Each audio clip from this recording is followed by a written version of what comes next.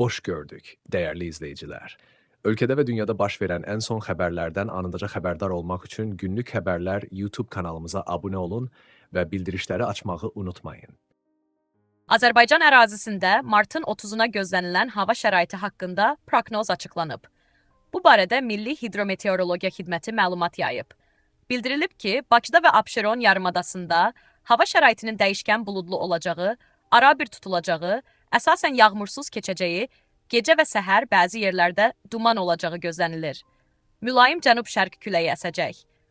Havanın temperaturu gecə 7-10 dərəcə isti, gündüz 16 gəlir, 21 dərəcə isti olacaq. Atmosfer təzyiqi 759 mm civə sütunu olacaq.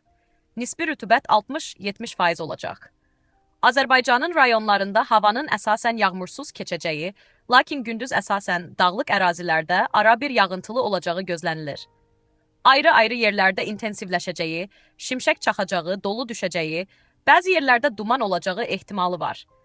Mülayim şərq küləyi əsəcək. Havanın temperaturu gecə 6-10 dərəcə isti, gündüz 21-26 dərəcə isti, dağlarda gecə 2-7 dərəcə isti, gündüz 10-15 dərəcə isti olacaq. Günlük Xəbərlər YouTube kanalımıza abunə olmağı və videonu bəyənməyi unutmayın.